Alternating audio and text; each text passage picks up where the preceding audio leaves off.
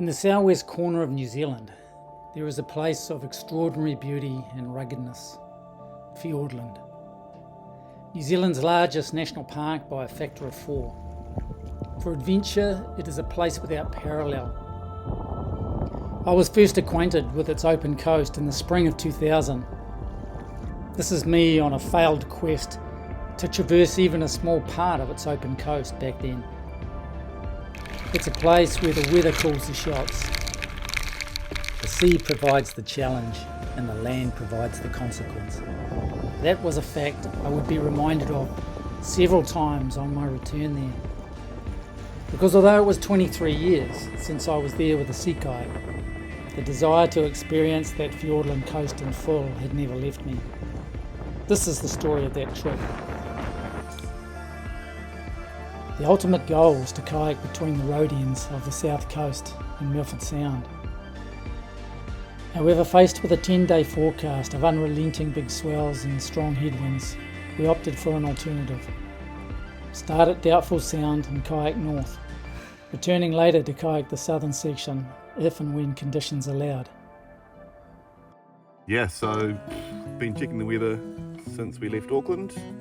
Started off with a pretty good window that we thought we'd get around the south coast, and hoping it would get better, but it seemed to get worse and worse. So after the beach yesterday, It's come down from yesterday apparently, but we'll probably be just as successful paddling to the moon as we would be trying to get across this bay today. just made the call that it was more sensible to do it this way, and maybe it'll change and we can do it after the trip to the south coast, or maybe it'll be 2025.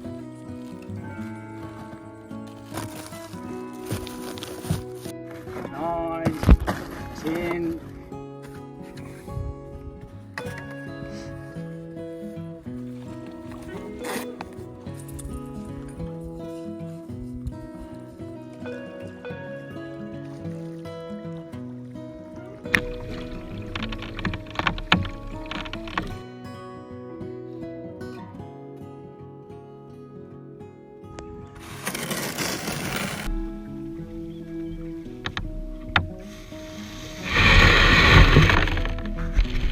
Oh, how's it feel? Yeah, first day done, we're into it. Committed now. Getting to Doubtful Sound required a 21-kilometre shuttle over Wilmot Pass, generously provided by Billy from the Deep Cove Outdoor Education Trust.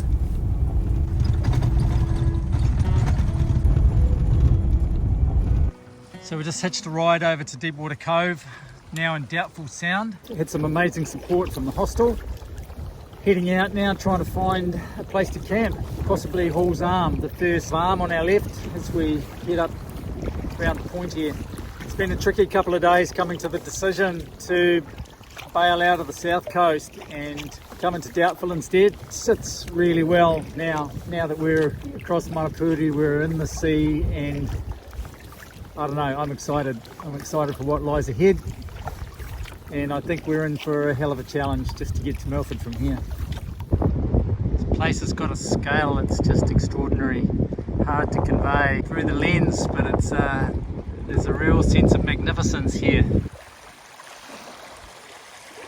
Well, it's a flat spot, it's got plenty of firewood and some fresh water, so I'll call that a campground. Got about a quarter of an hour till dark, so we'll crack into it. It was a very situational campsite. Had there been a bigger tide, or rain forecast, or even a strong wind, it would not have worked. But it worked that night, just.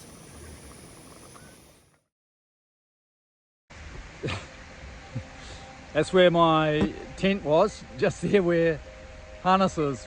Tide's come in a little bit more today than it did last night, so had to do a hasty relocation while I was packing up. Yeah, well, first morning in Fiordland has not disappointed.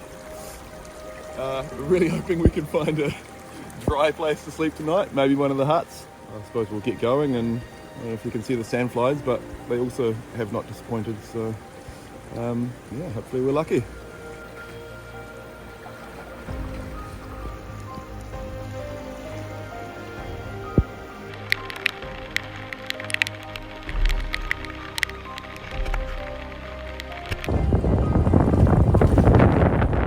That second day, ooh, that was one of the toughest for sure. The wind increased to 20 knots on the nose, gusting 30 plus at times, and we went backwards in some of those gusts. We edged our way up the side of the fjord, but the wind was just relentless.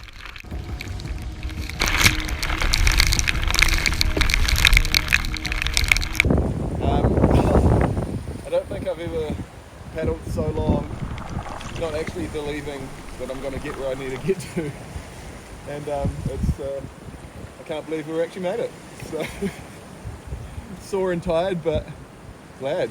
And with half an hour to spare for our turnaround time. Likewise, I'm very hammered. But here we are. Gut Hut is somewhere up in the bush there.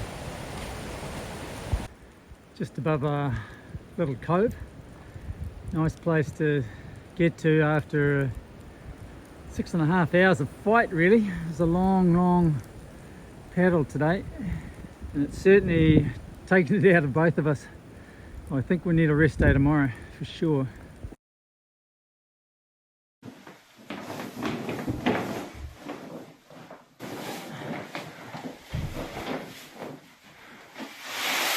Opposite you at Thompson Sound. Thompson Sound, over.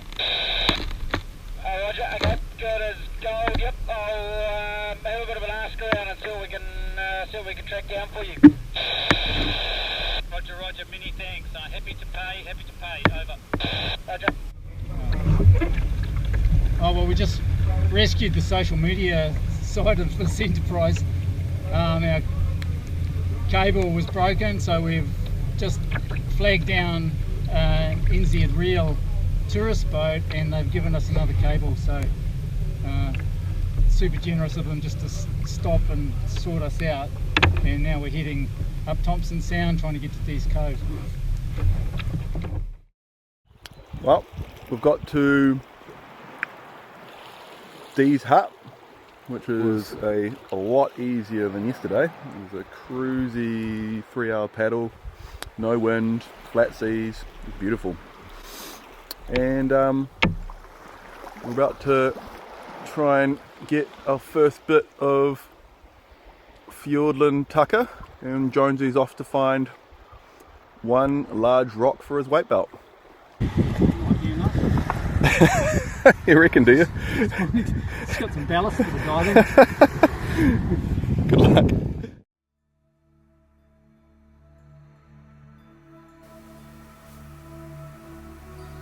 It was strange, that first dive in a fjord. It gave every impression of being the arm of a lake. No swell, bush right down to the water's edge. But underwater, it was every bit as sea-like as we could have hoped for.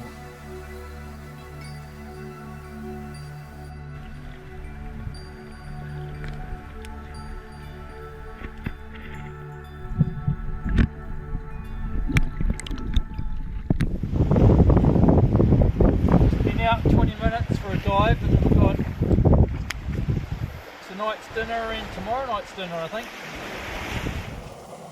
How was the diving, Hannes?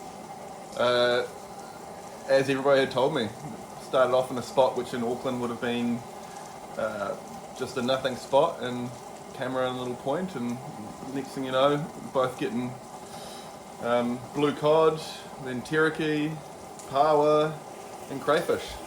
So we've got a few in the fridge for tomorrow.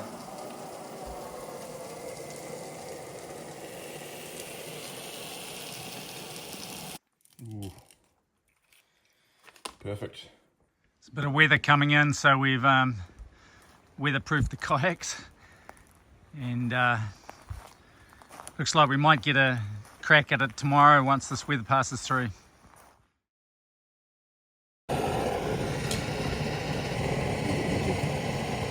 Well, the last people to use the hut have left us bacon and eggs, so we're having a really nice breakfast this morning before we go. A bit of a change from our usual porridge.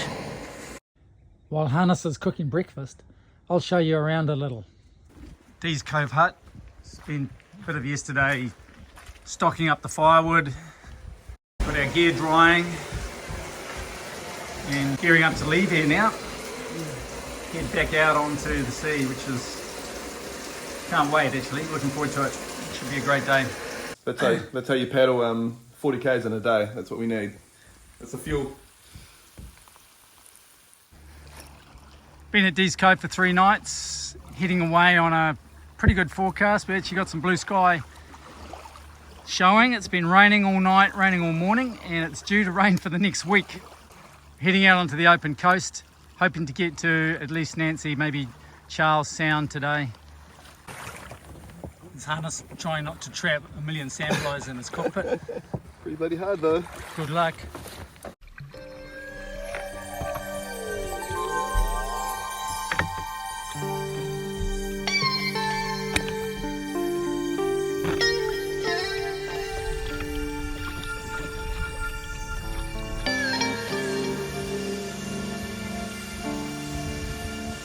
There she is. Glorious. Yeah, so it's been a pretty interesting experience. It's like paddling from a lake up to the open ocean.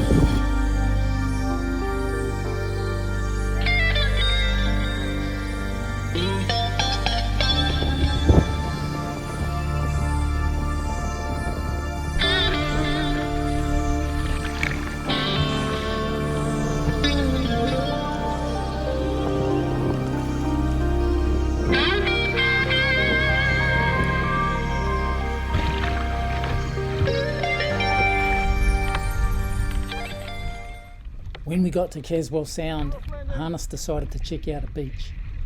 It would save us about 10 k's of paddling if we could camp there.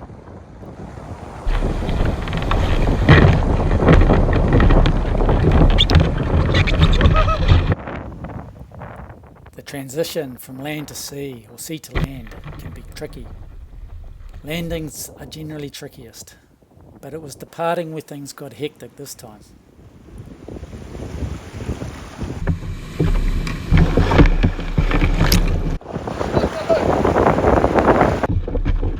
The upshot of that wee drama was that there was not a place we could camp. Harness now had a busted foot peg, and it needed some serious yoga moves to fix it.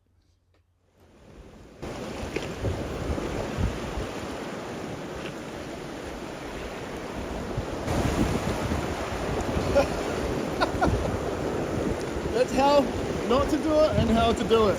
Example number 1. So it looks like we're heading on down Caswell to the hut, eh? Yeah, I reckon. That's the go. Yeah. Long paddle, but hopefully something dry for the next day. Really interesting little spot. Oh mate, just paddled 40 k's to get to the end of Caswell Sound here. Gobsmacking place. Beautiful little whitewater stream coming out from Lake Merchant. And we're hoping there's a hut maybe here somewhere. She's certainly very historic.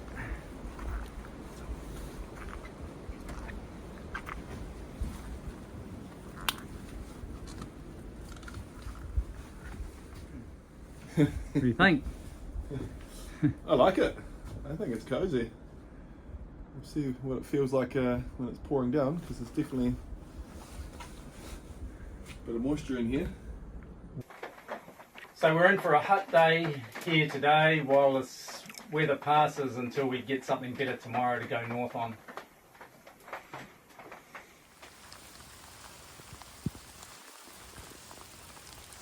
A rest day was a good opportunity to see what was about.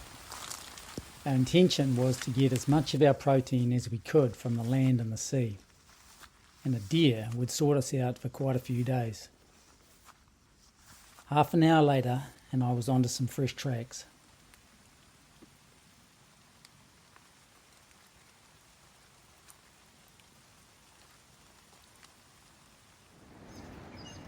Oh, low on meat, so just been for a hunt. Got lucky with a little scrubby 10-pointer by the look of it. So we're sorted for meat for a little while. Just got to get it back to camp. I'd shot the stag close to dark, So it was a hurried butchering session and trip back to the hut. A hut that was built in 1929. Still standing, a little leaky, but as welcome a sanctuary as any when you're sodden, tired and cold. Yeah, this is our first really early start, pre-dawn. Adds a little bit of logistics to packing up in the dark. We've got another day of Fiordland heavy rain in front of us, which means bunkering down under a tarp, I think. So, yeah, that's us. Early start this morning, paddling out of the mountains, back down Caswell out to the sea.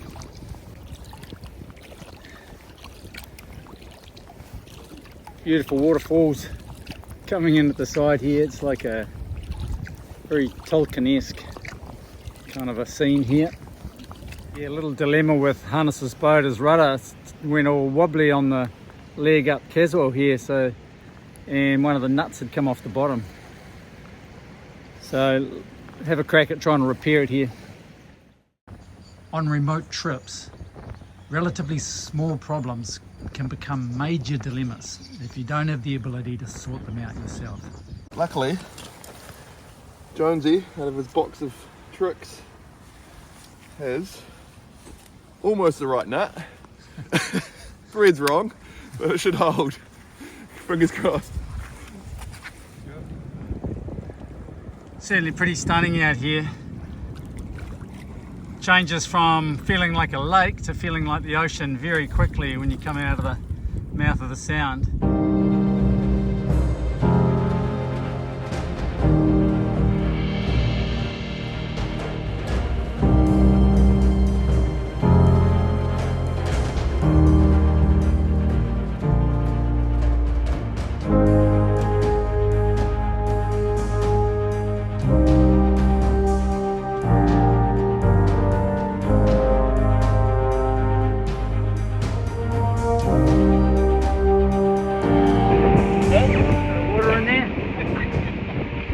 Rough landing. It's going to be slightly rough launch as well, but it looks good. Here at Looking Glass Bay, and not a great spot to camp, and we're worried about getting trapped now if the squeaks and leads pick up a bit more. So we're certainly a rough landing, that's for sure.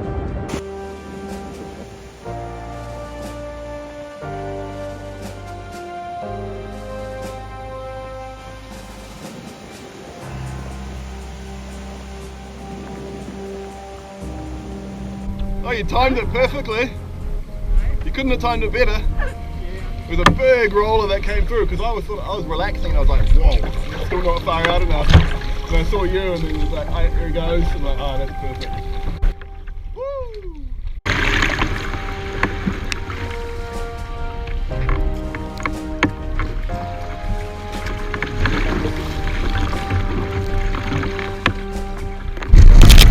We've just come around the last point into George Sound. Again, pretty harrowing as well.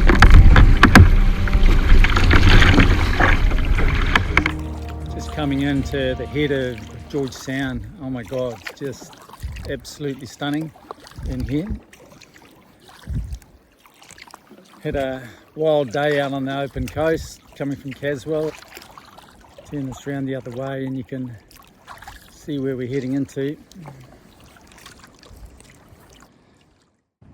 Well, we got to the head of George Sound. We've just landed here.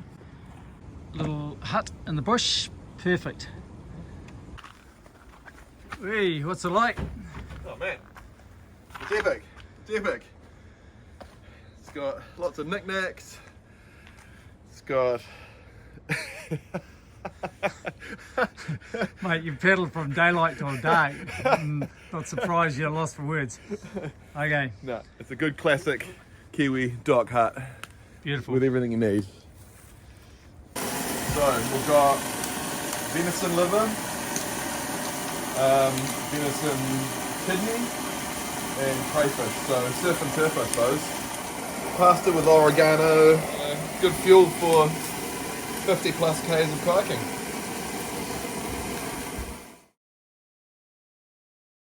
A wee bit of rainy day activity. Some raisin pikelets / scones with a mountain of honey.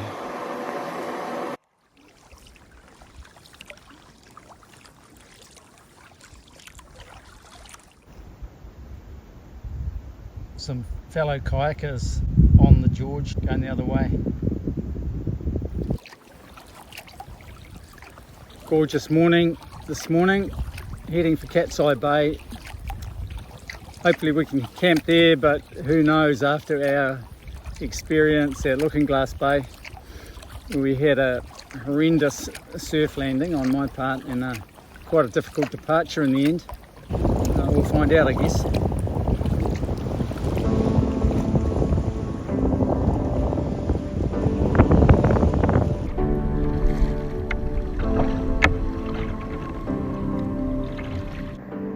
Came in through the surf into the river here at Catseye and hoping to find a camp over here in the valley.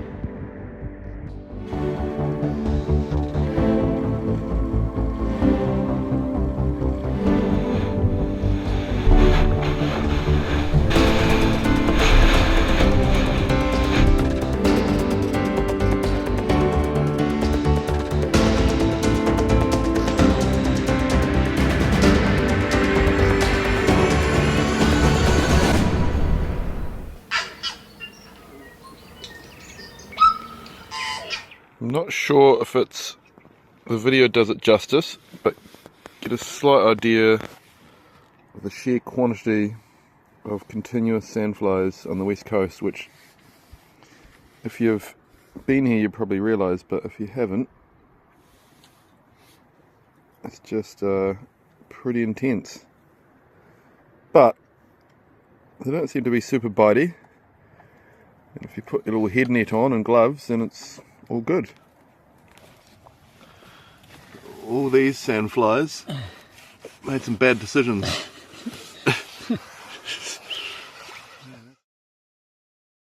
This is Hannes's tent footprint that we dug out of the sand yesterday.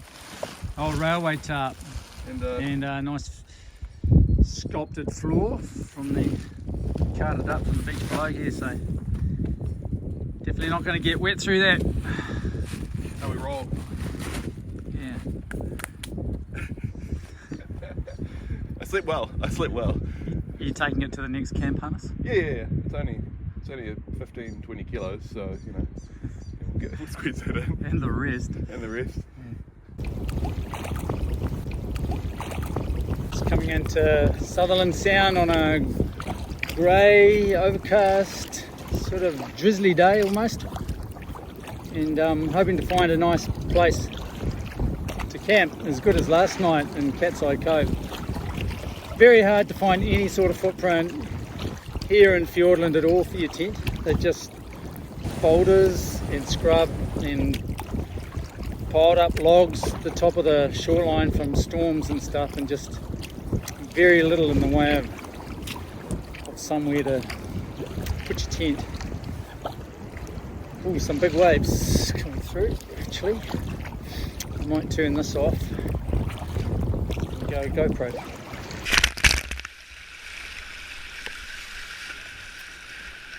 Superb surf waves carried us into the beach, and we paddled up the river to end up finding a pretty fair spot to camp in the end. With an old chair, suggesting we weren't the first to find that spot.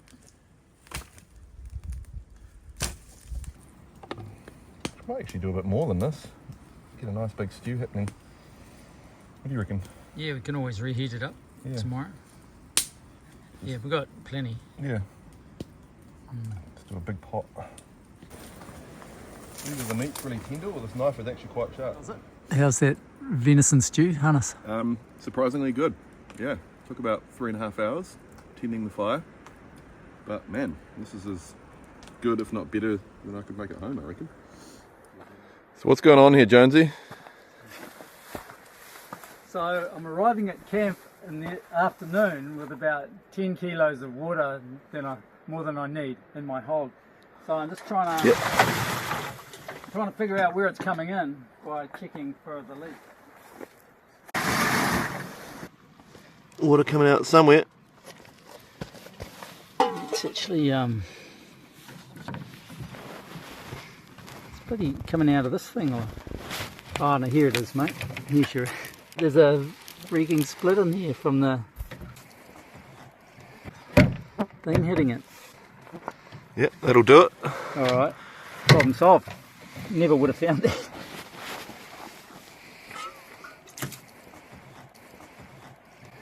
Right, now just got to bail it out again.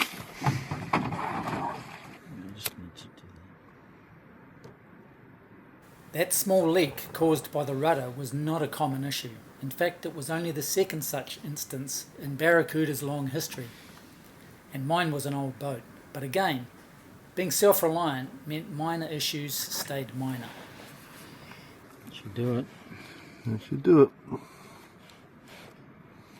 No more water. Alright, this is the only way to get a suit on. Which is a bit brutal because the water is actually pretty cold.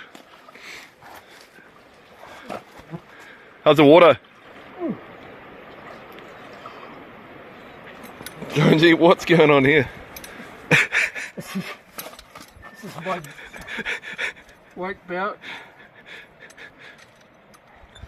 Hopefully it's the right way till we wake see me again.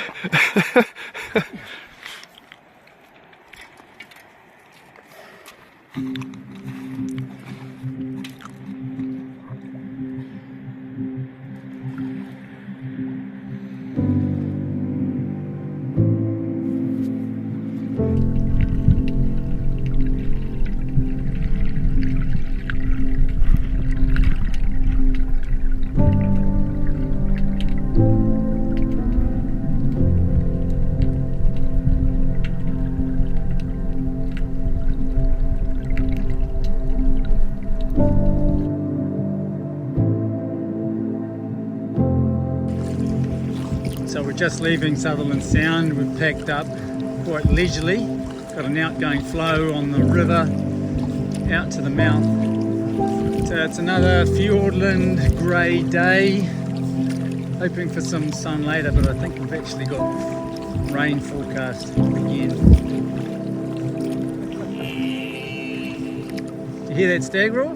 Yeah, was that stag? Yeah. Yeah. That's what I was like. Very cool.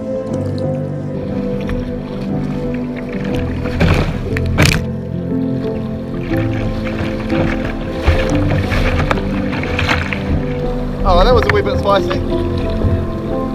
Just as you went in front of me, I got sucked right to that rock that you had to kind of scoot past.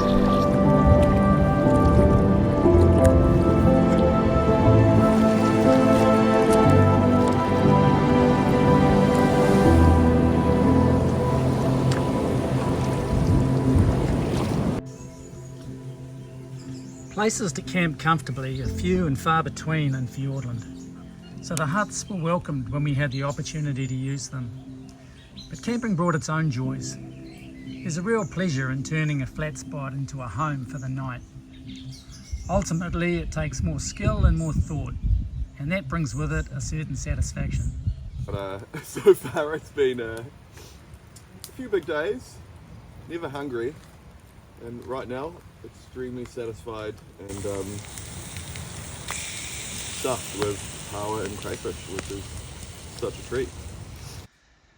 This is one of the sad things about parts of this coast. You know, people come down here and just trash it, leave their rubbish behind. I don't know anyone that would treat the environment with such disdain, you know. Yeah, it's just sad, the amount of rubbish that people leave behind. They clearly come in with boats. They've got the means to take it out with them, but can't be bothered. Just heading away from Poison Bay. Great little campsite here. Beautiful blue sky day, so Looking forward to a nice day out on the water. 25 knot winds expected though this afternoon, so it'll be good to get to Anita Bay before it gets too hectic out there.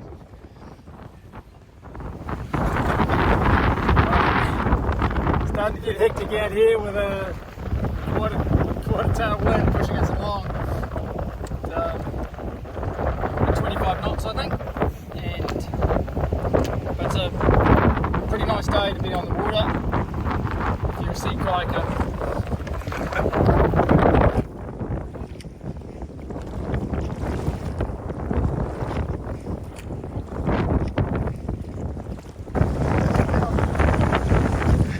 After a dive just off Milford. Well, yeah, I think this is Anita Bay.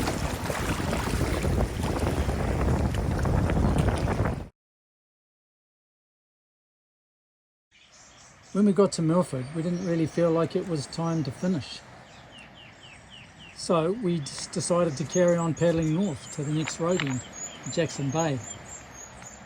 We had not printed maps for this section, but we could use a phone app or our TrackMe Mini to see what lay ahead. This is the derelict remains of an old cottage built in the 1930s by 3 gold prospectors at Anita Bay. Check this out. Right, beautiful. Yeah. Is that what you got in your weight belt? Just solid weight belt of greenstone. That's how we do it at the West Coast. Greenstone weight belt. Just going for a dive here, see if we can pick up some dinner.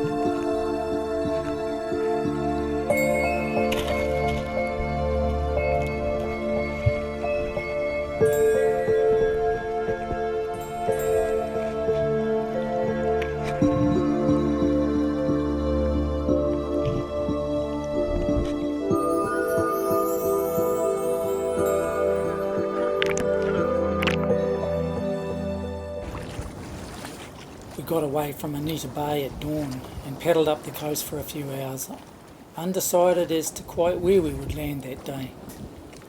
When we got into Kaipo Bay, however, we were so taken with the beauty of the place, we thought we would stay a night there on our way north.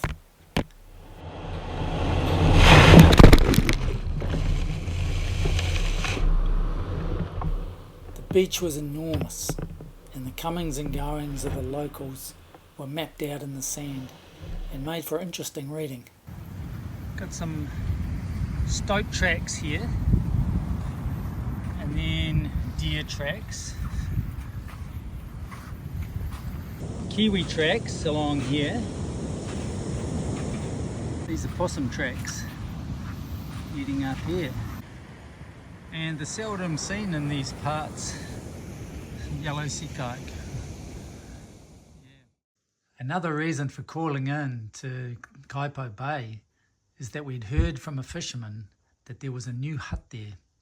Not on our radar at all, but it was a beautiful little hut, befitting of a beautiful location that we found ourselves in.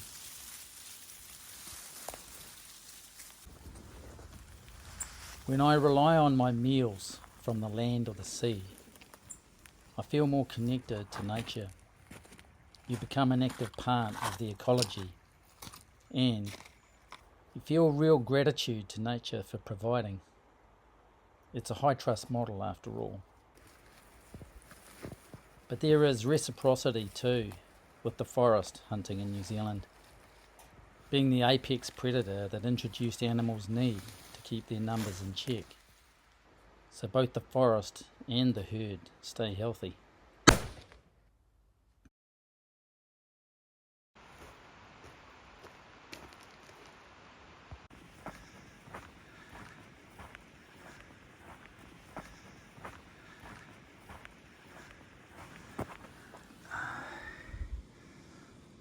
Thanks, fella.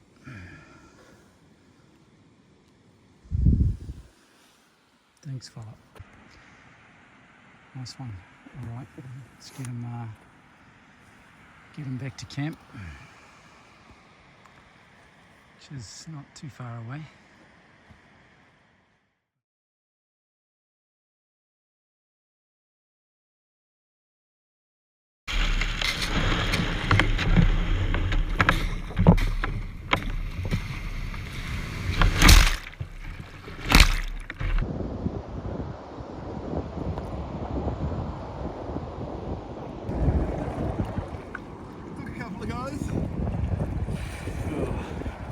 It looked hectic. Yeah, a little bit hectic on the first one. The second one was so easy. Just gotta get it right. How's yours? Yeah, good. Got lucky. We are about to head into Big Bay. As forecast, we've got pretty strong northerlies, northwesterlies today, increasing. And we're just slowly watching a very dark, ominous front heading our way on the left hand side, and hoping we can get into Big Bay before that hits us.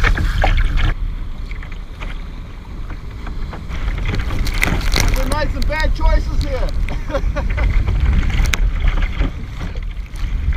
This turned into a tough day with a long grind into a strong headwind. With sea kayaking, distance travelled is often a poor measure of energy expended, of the effort to get from one bay to the next, and this leg was a case in point.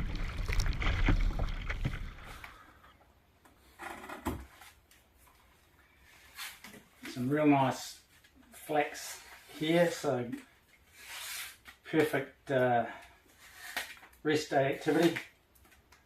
Make a basket. Something to give away for the help we've received. The harakeke, or New Zealand flax, at Big Bay happened to be very high in fibre. So although that Maori style kete took me several hours spread over the course of our stay at Big Bay to make, it should be tough enough to withstand years of continued usage. I gifted the kete to a bloke who lives at Big Bay, who had been very kind to me on another trip through that same area a few years back. Little romantic meal for two here. What do you cooked us, Hannes? We've got kidneys, liver, mashed potatoes and peas, and gravy. Mate, nice job. Strong onshore winds over the previous 24 hours meant leaving Big Bay was going to be an interesting prospect. Poor strategy. Lifelong lessons of surfing. Probably try and get out straight, sit in the little mid-zone, go over some little rollers and just wait for a big set to come through, and as soon as that's come through, bolt up back. If a big one comes, maybe do the rollover upside down, let the big one pass over, roll back up, but I'm hoping not to.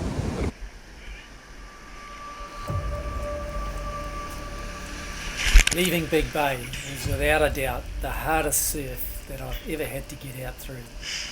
Not the biggest, but the most relentless succession of waves that I've ever encountered in 30 or so years of sea kayaking. There were in total more than 20 breaking waves that had to be punched through. One wave was so large I didn't have a hope of punching through it, and I was destined for a backward surf and a probable pitch pole if I didn't stick with the plan. Unfortunately, before that biggest wave even arrived, my GoPro got knocked down and the rest of the sequence is just a view of my PFD. But at that stage, I was only halfway to getting out the back. Come in here. Holy shit. That was way tougher than I thought it was going to be. By far the toughest.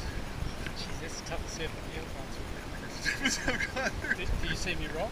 No, I saw you come get bashed back This for a bit. freaking huge wave came, I just did the roll thing. Oh, you did it? I didn't think I was going to, but when I saw that thing I did. You're like, this is it. This is the Man. time. This was the time. Did it work? Yeah. Well, So to paddle about 1.5 kilometres off the point here just to get away from the break zone.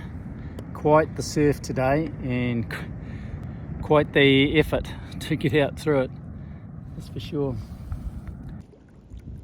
Why choose a journey where you know there will be toil and discomfort and uncertainty, hairy moments of self-doubt? Why not choose a less taxing pursuit? For me, it is simply because it has always proved a good trade.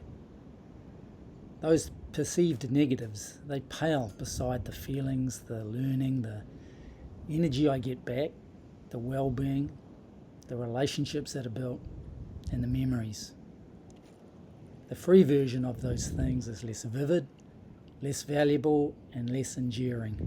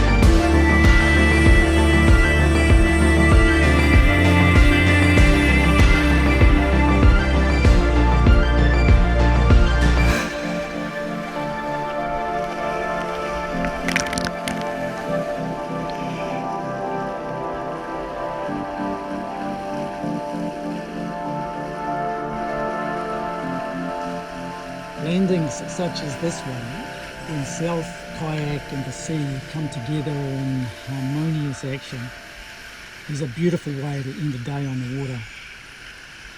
But it didn't always work out that way. Rule number 1, don't let your boat get sideways during launching.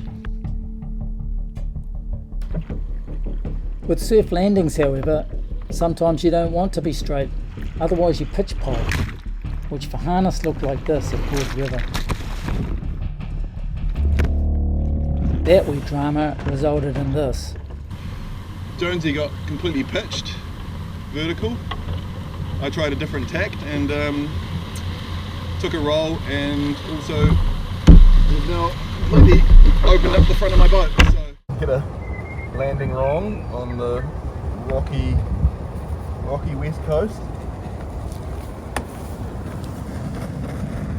More glue stick, which seems to be coming very handy. Maybe I need to bring more. It's a doozy.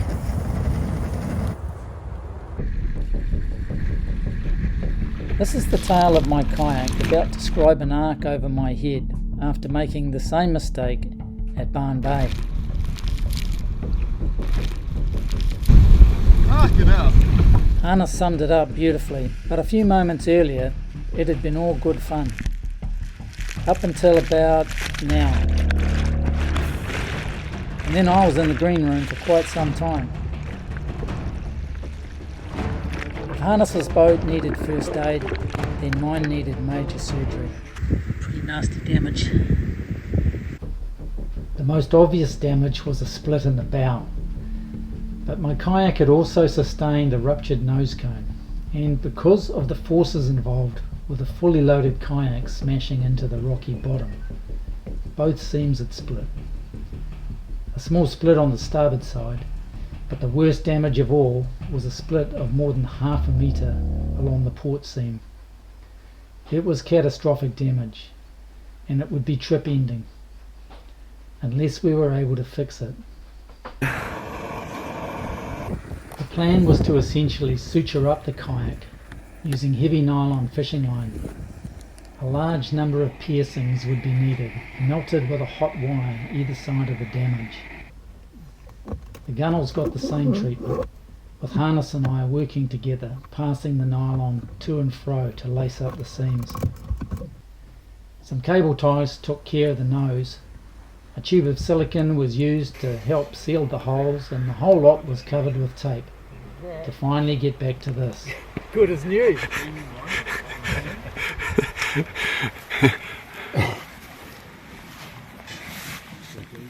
There are not too many upsides to a flooded front hold, but we did manage to discover one of them. Pre-soaked gourmet spaghetti Pre-soaked why, Jonesy? with a sea salt flavour. Mmm.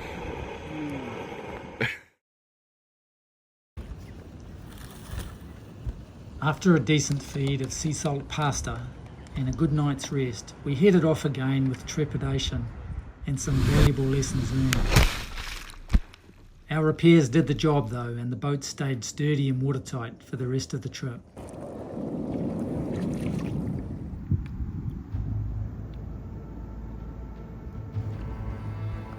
Seen a trawler off the coast, and this is how our fishery's being treated by these fishermen. Not very nicely. Acres of these things. This is what they are, not from around these parts. They've been trawled up from depth and then dumped, or this is just what happens, I don't know, but it's appalling. Thousands of them here. Been paddling for about 20 minutes through this sort of carnage. Very sad. Our journey was coming to an end, but what a privilege it had been to travel along such a remarkable coastline under our own steam. We had enjoyed some rare encounters with both the land and the ocean along the way. It had certainly had its challenges, maybe more than expected at times looking at the state of our boats. But Fiordland had looked after us too, in body and in spirit, and we'd shared some great meals directly from the forest and the sea. One of Fiordland's first names is Te Rua o Te Moko, or the Shadowland, a place of towering peaks riven by dark valleys and fjords. It's a rugged place, battered daily by the elements. But we also witnessed its vulnerability to thoughtless human acts, to introduced animals, and to wasteful industrial fishing practices. Fiordland's unique and special environment should be preserved and even enhanced for future generations. We need such places to retain their abundance and their wildness and their natural unspoilt beauty, with their mauri and their mana intact. Then they can offer not only challenge and adventure, but a window into the sacred, a place where we can be restored, mind, body and spirit.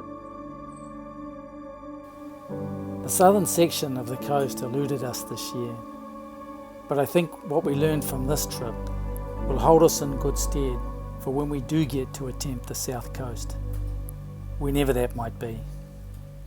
There's a bit of sweetness to journey endings. Grateful to arrive here intact under our own steam, but no longer tethered to that beautiful pull to get from A to B. The delicious simplicity of the journey, but vivid memories from it all anyway.